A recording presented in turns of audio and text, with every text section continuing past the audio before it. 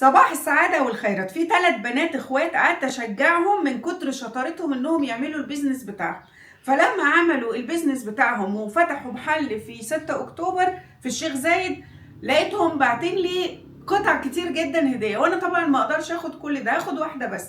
فعايزة اخد رأيكم. هما محل لطيف قوي اسمه كشمير، وعاملين الشغل الرائع ده.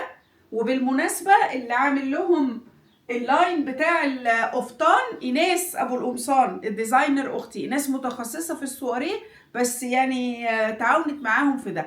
فقولوا لي، هعرض عليكم الحاجات اللي بعتوها علشان انا هاخد واحده بس وهرجع الباقي، وبشكرهم جدا وبارك لهم على المحل. طيب انتوا شفتوا الاولاني ده، التاني علشان تحفظوا الارقام وتقولوا لي اللي عجبكم اكتر. بصوا ده بيتلبس بكذا طريقه، اوكي؟ يا اما كده، يا اما الجزء ده يتاخد شال كده. فايه رأيكم؟ وعلى فكرة هو مش هينفع في رمضان بس، هو بينفع رمضان وفي الساحل وفي العزومات وفي كل حاجة. دي نمرة 3، الكيب السيناوي الرائع ده.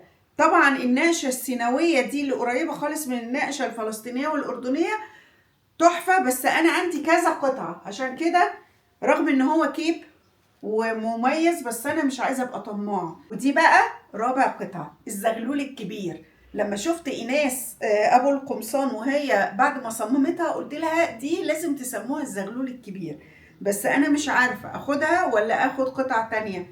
بتفكرني بصباح لما غنت ساعات ساعات كده، هتبقى لذيذه قوي في العزايم وفي الساحل والحاجات اللذيذه دي. انا مسمياها مدام دو بامبادور. عارفين الحاجات الفلافي والريش والحاجات دي؟